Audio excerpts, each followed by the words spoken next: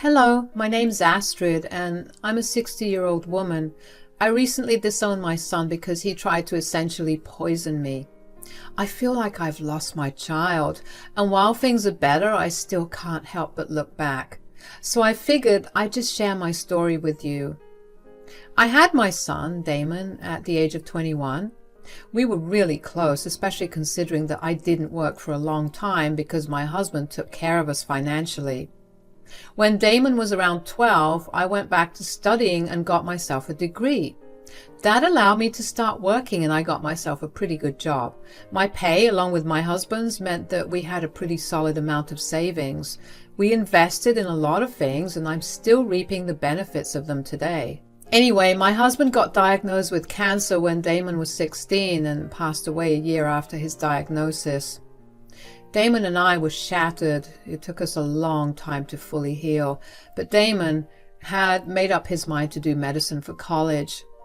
He had watched how kind the nurses were to my husband during his final days, and Damon decided that that was how he wanted to be.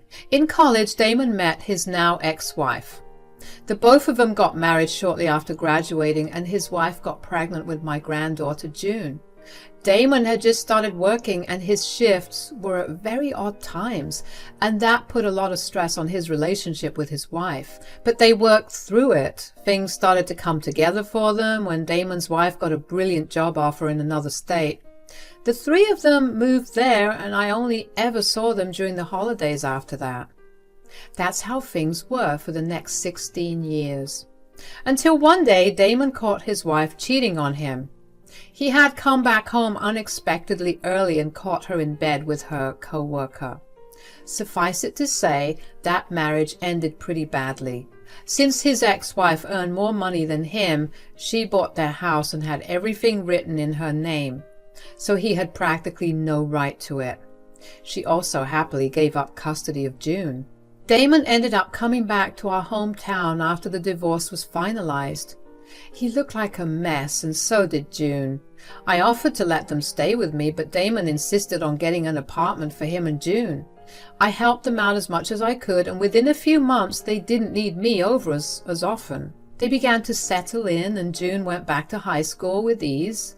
One day Damon called me while I was at work. "Hey, Mom." "Hi, sweetie. How's everything going? Are you settling in well?" "Oh, yeah, everything's going well." "And how's June? Is she making friends in school?" "June's a social butterfly. She's always got a whole friend group. In fact, I think it's only been a handful of times that I've returned home to only the two of us at home." "Well, that's good to hear. I'm glad things are working out for both of you."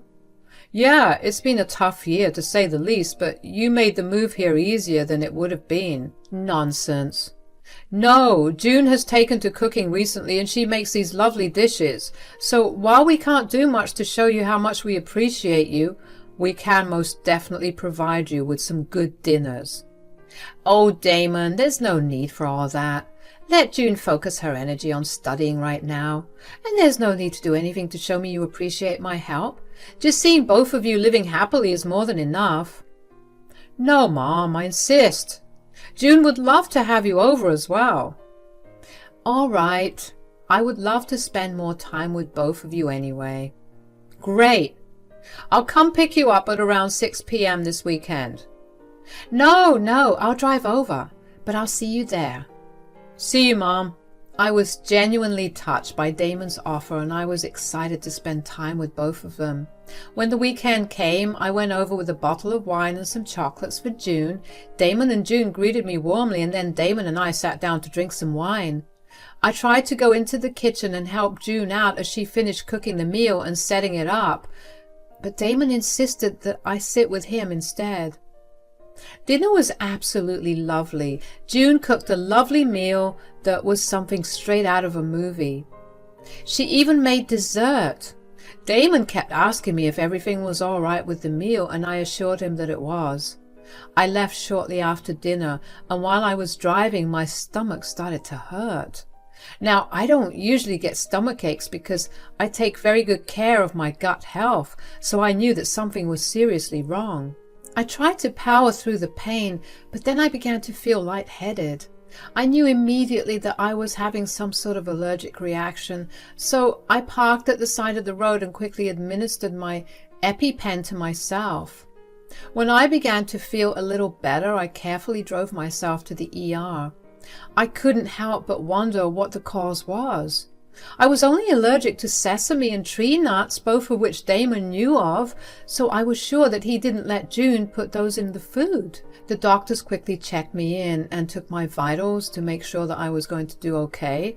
They asked me to stay back for the night just to make sure that I was not going to go into anaphylactic shock later. Once I was alone in my room, I called Damon to inform him about my situation. "Mom, did you reach home safely?" "Damon, I don't want you to freak out, but I'm in the hospital right now." "What? What happened?" "Well, I don't know. On my way home, I began to feel really queasy and my skin became itchy. And I began to feel really lightheaded. I immediately knew that it was an allergic reaction." "Oh my God. Did you have your EpiPen with you?"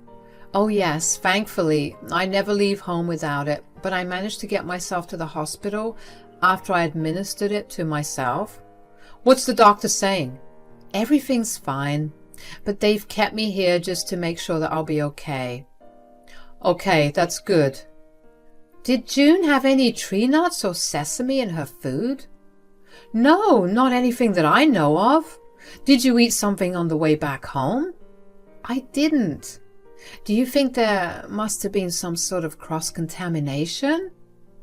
"I don't think so. I made sure June only cooked with freshly opened ingredients." "That's concerning then. You know what?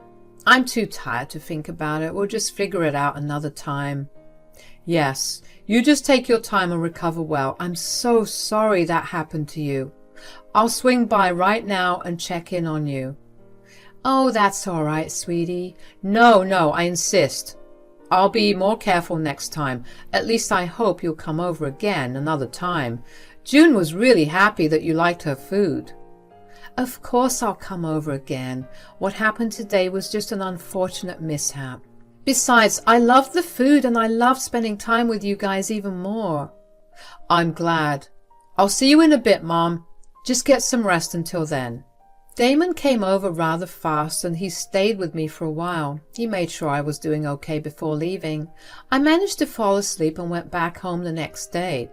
I was fine after that, and Damon kept calling to ensure that I was okay. It felt nice to have him care for me that much.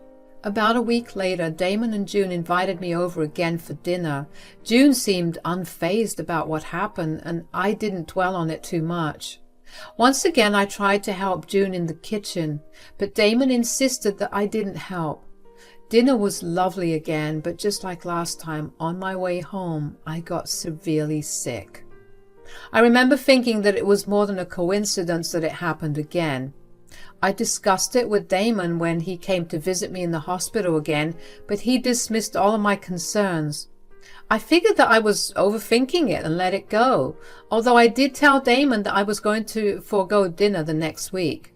Damon seemed upset, but agreed with me. I was completely and utterly fine for the next week, but then the week after, when I went over to Damon's again for dinner that June cooked, I got sick. I knew I wasn't being paranoid at that point. That was more than just a coincidence. I didn't bring it up with Damon when he came to visit me because I didn't want to be convinced that I was crazy. I figured that June was the one doing something to the food. She never seemed too concerned about what happened to me and never even once asked how I was feeling. The only question I had about the whole thing was why she was doing it. Was she upset about something? Was she secretly unhappy about her move to this town and so she was lashing out at me? Or even worse, did she actually want to see me suffer? I knew that all the answers to my questions would come the next time I went over to Damon's for dinner. When Damon called again to invite me, I accepted the invite and made my way over. Once again, Damon insisted that I stay with him to talk. When I stood my ground and asked to go help June, he made me come with him to his office so I could stop myself from watching June cook, because he thought that I felt bad about not helping. I figured my best course of action would be to go with him and then sneak back out into the kitchen. While in his office, we were talking about plans for the upcoming holidays, and at some point I excused myself to go to the washroom. I excused myself to go to the bathroom. I quickly walked over to the kitchen. I got there just in time to see June pouring some sesame oil into a pan and frying some fritters in it. Well, well, well, what do we have here? Oh, Grandma, hi! Why are you here? I thought you and Dad were talking about something in his room. Yes, we were, but I came down here to check what you were making. I'm sure you know that for the past few weeks, every time I came over to eat food with you, I went home extremely sick. Oh, really? I didn't know that. If you didn't, why do you have a bottle of sesame oil? You know I'm allergic to it. You are? I didn't know that. Stop playing dumb, June. Why are you purposely poisoning me? Grandma, I swear I had no idea that you were allergic to sesame. I didn't even know that you were getting sick. Your dad usually came over to meet me after. Did you not think it was suspicious? He wouldn't tell me where he was going. I didn't think much of it because I would usually be so tired from the cooking that I would stay in my room.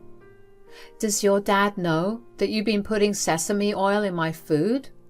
Well, yeah. He bought this the night before we invited you for dinner for the first time. What? Yeah, he insisted on me using it. Every time we invite you over, he makes sure I use it. He told me to do it because you love the taste, apparently. Oh my God. Why would he do that? I have no idea. I'm genuinely really sorry. Will you be upset if I leave right now? I just need time to process all this and figure out how to confront your dad. I won't mind, but Dad is going to get upset. I mean, I could make you something else and you could pretend like everything's fine. I really don't want to be here right now. I'll just get going. Tell your dad I tasted some of the food you just made, and over the course of our conversation I began to feel sick. All right. I'm really sorry, Grandma. It's okay, sweetie. I quickly ran out. My heart raced as I started the car and drove off. I couldn't believe what June had told me. Suddenly, all the times that Damon insisted on me staying to talk with him and his blatant dismissal of my concerns made sense. The only thing running through my mind was why he would do something like that. Over the next few days, Damon kept trying to reach out to me by call, but I ignored him. I didn't know how I would confront him about the whole thing. I didn't even know if I'd be able to hold myself together while confronting him. But Damon showed up at my door one day and asked me where I had been. Mom, where have you been? I've just been at home. Why? No, I mean, you haven't been answering my calls and you just skipped dinner that day. Yeah, my health started acting up again. Are you doing okay? Why does that matter? You don't want that, do you? What on earth are you talking about? You're my mother. Of course I want you to be okay. Wow, you've mastered the art of lying, huh? You have some nerve to do it to my face. Are you seriously okay? You're spewing a bunch of nonsense. Look, I know what you've been doing, Damon. Give up the act. I don't want to see you again. What are you talking about? I'm talking about you making June put sesame oil in the food while knowing that I'm allergic to it. I forgot. Lies. You insisted that June put the oil in the food. You lied to the poor June as well and told her that I loved the taste of that oil. Did she tell you all this? It doesn't matter now, does it? Why did you do it? Ugh, fine. I did it because I wanted my inheritance. So, you wanted me to die. Are you serious? You've lived a long enough life. Do you know how hard it is to live in today's economy? Besides, I didn't want you to die. I just wanted you to sign over your assets to me because you'd think that you were nearing death. Wow. Your solution to surviving was to endanger your mother's life? You're a work of art, Damon. Okay, but you're not dead. You're still alive and kicking. There's no need to be so hostile towards me. You're a disgusting person. I never want to see your face ever again. I slammed the door in his face. How could he be so nonchalant about it when he put my life in danger? How could he show absolutely no remorse? I had hoped that there was at least a better reason, but for money? That was the last thing I expected. I mean, if he had just checked for some help financially, I would have given it to him very readily. I cried a lot for the next few days. I kept wondering if he actually confessed to poisoning me, and then I remembered that I had a security camera outside my front door. I checked the footage and heard everything all over again, and then I knew that I never wanted to see Damon ever again. Even so, the fact was that I had lost a son. A part of me wondered if I brought him up the wrong way, which made him resort to such extreme measures instead of just openly talking to me about it. I knew the divorce was hard on him in every aspect, but this was beyond low.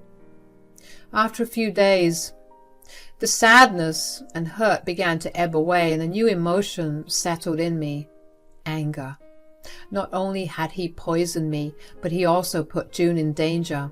If something had to have happened to me, what were the chances that he would take the blame for it? If he was willing to poison his mother for money, why wouldn't he throw his daughter under the bus for it? I knew that I needed to protect June at all costs, so I reached out to her privately and explained to her what had happened. June was horrified at what her father had been intending to do and began apologizing profusely. She kept telling me she had no idea and at some point was bawling on the phone. I managed to calm her down and reassure her that I was not mad at her at all. I told her that I wanted her to come live with me because, in my eyes, her father was a danger. June readily agreed to that, and I told her that we'd figure out the details of her moving in soon. After that call, while I was trying to figure out how to get June to move in with me without Damon making a fuss, I realized that I wanted Damon to feel even bigger repercussions for what he did to me. So I emailed the hospital where Damon worked. I told him about what their employee had done to me and sent them the recording as proof of his admission. I called June after that and told her what I had done. I told her to have her things packed and make an excuse about staying over at a friend's place for a few days because they invited her over. June told me she would be there the next morning.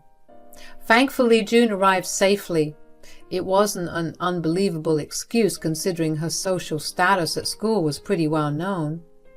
Damon didn't think much of it, as it happened quite frequently. I unblocked Damon, and it didn't take long for Damon to call me. "What the hell did you do?" "I have no idea what you're talking about." "You recorded our previous conversation." "I just wanted proof that I wasn't going crazy. I didn't want my heart to ever soften towards you because you were my son." "But you sent it to my hospital. The past few days have just been hell." "Oh, wow, look at that. The consequences of your actions have caught up to you." "They took away my medical license. My only source of livelihood is gone, all because of you. How could you do this?" "If you're so comfortable poisoning your mother, I see no reason for you to be a practicing nurse. They were right for taking it away. Do you even know how hard I struggled for this? In just a moment, everything got taken away." "Do you know how much I struggled to raise you? And for something so selfish, you turned around and thanked me by poisoning me." "What would you have done in my place, huh? June and I were always days away from being on the streets. Now, I don't know what's going to happen." "You could have just asked me if you and June could stay with me. You didn't have to try and steal what was going to be yours anyway. What's going to happen now is that June will come live with me. As for you, I don't care. Figure it out yourself." "You don't take June away from me. She's still a minor." "I could get CPS involved if you like. They'll take one look at your record and I'll get custody. Besides, she's of legal age to make her own decision about which relative she wants to live with." "You ruined my life. I should have never come back." "No, you should have never tried to do something as stupid as poison your mother. Anyways, if you succeeded, you would not have gotten my property. What are you talking about? Everything I have and own would have gone to June. I never intended for you to have anything. You had established yourself as a grown adult with his own money. I wanted June to have something to her name. You jerk! How could you? Well, goodbye, Damon. All the best with everything. I was happy that Damon was going to face the consequences of his actions. I was glad that I took the step to ensure that he could harm no one else as he had harmed me. June moved in with me that day, and I was also glad that she would be safe from Damon. Damon kept blowing up my phone with messages telling me what a horrible mother I was. It pained me to read those texts. At some point I even questioned my decision to expose him like that. But I knew I did right, if not by myself, by June. She was needlessly put in a position where she would have been put to blame. I blocked Damon for my peace of mind, but that didn't stop him. He began to show up at my house every other day. He would keep banging at the door, demanding that I open it so we could talk. It was around this time that I genuinely began to fear for my life, so I reported him to the police, and I also filed for a restraining order against him. He hasn't bothered us since. I've taken June fully under my wing, and I plan to support her in every way I can. The first thing I did was to put her in therapy. The poor child had gone through so much in such a short span of time, and I thought she could use some help with coping with everything. June has been upset about what her father did and has been profusely apologizing for it. She refused to cook for a long while after she found out about what her dad had done, but I'm slowly reintroducing her to it. It's been a good few months since we left Damon behind, and things are looking up. June got into a few good colleges and she'll be graduating high school in a few months. We're having a lovely time bonding with each other, and we're excited for what the future will look like for us. I don't know what happened to Damon, nor do I care to find out. I'm happy to be alive, and I'm never taking my good health for granted again.